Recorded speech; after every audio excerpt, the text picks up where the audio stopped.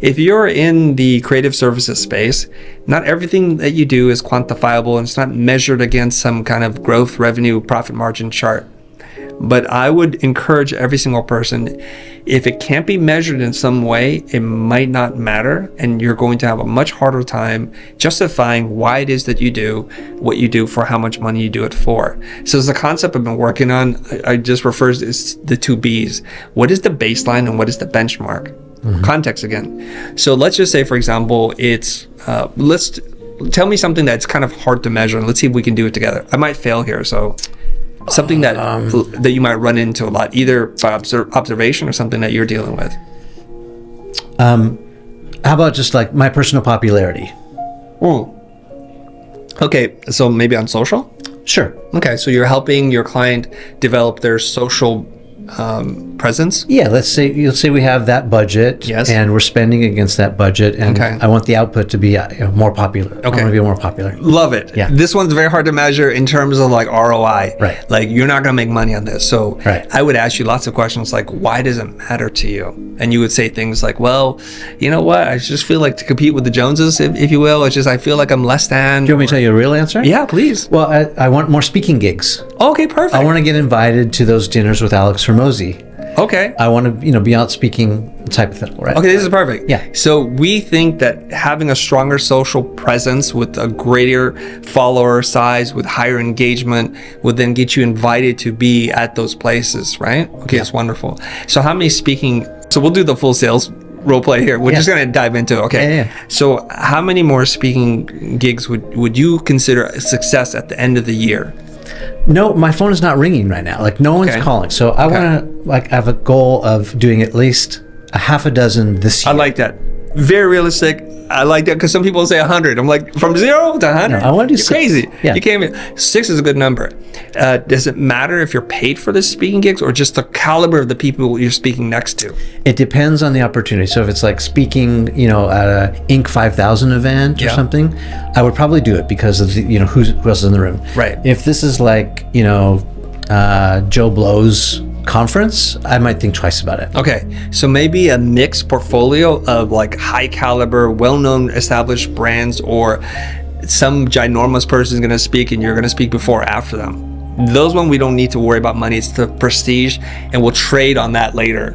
Maybe the other ones that don't have the same prestige or brand name recognition, you have to be paid for. Yeah. Hypothetically speaking, how much money you think would be like? That's kind of, we have to set the baseline at that mark. Yeah. What would that be? So like if you hired me as a director on set, my day rate is about $10,000. Perfect. Yeah. So like 10K. Yeah. Perfect. This is great. So let's look at the baseline now where your social media is, and we do have to go through it with you. We would probably pick maybe 1 or 2 platforms to work on first. I believe in focus. If possible, I would pick 1. Yeah. But let's say it's 1 or 2. Which 1 or 2 might matter the most to you? Let's do Instagram today. Instagram is good. And okay, this is fantastic.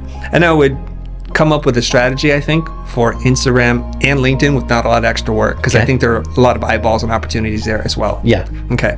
So and then we would look at your follower count and what you hope to achieve. So this would be the benchmark against it, right? So there's a baseline, the benchmark. So by when do we want to accomplish what, and what metrics will matter to you? Sometimes it's increased engagement, sometimes it's followers, or something else. Do you have an idea what that might be? I want to do, at least 1 speaking gig in the next 3 to 6 months. Okay. At least 1. Okay. And I'm thinking that if I get 1, then that will sort of help open the door for others. Because people ask me, well, where else have you spoken? And I don't have any good answers. It's like, oh, I haven't had the opportunity yet. But like as soon as seems like open the door for 1, others can fall into line. Yeah. And so it's about the optics. My Instagram is very low, for example. I only have, I have under 10,000 followers. It's not very impressive. I need to be up over 100,000 or maybe, 1 million, but over 100,000 would be nice. Okay. Yeah. This is very good. So in the way that I would do this, I'm breaking character. The way that I would do this is propose some hybrid weird thing. Because what I'm hearing from you, Brian, back in character, what I'm hearing from you is it's important that you get the right kinds of gigs within a certain period of time.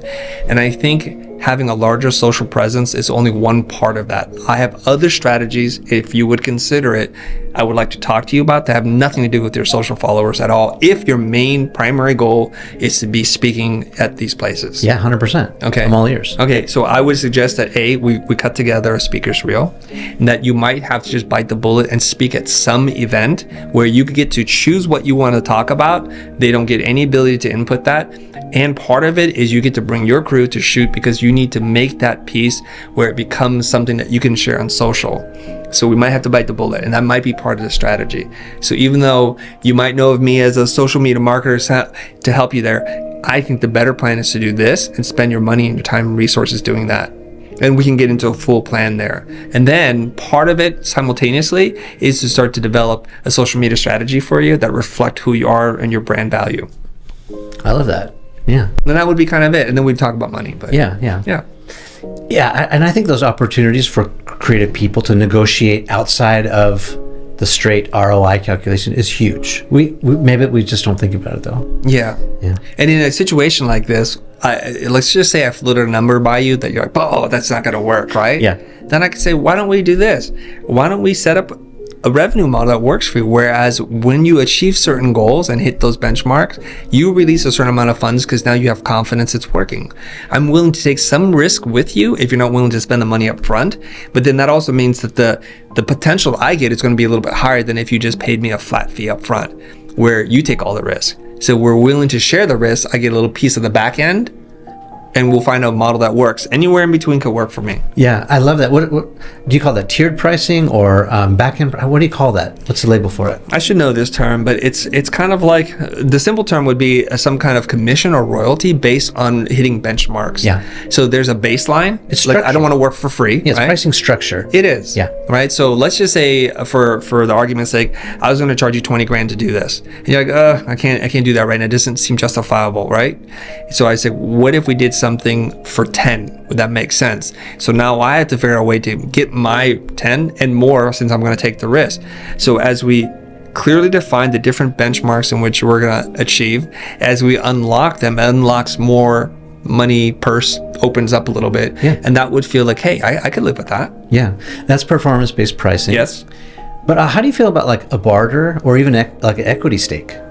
I like barter if the thing that you have to offer is something that I would have gone out and bought in the first place. Yeah, I'm a car company. I don't have $1 million to spend on a car commercial with you, but I can give you a free car, every year for the next decade, Yeah, and if it's a brand that I like, yeah. And I would make that deal. I've done deals like that. Yeah.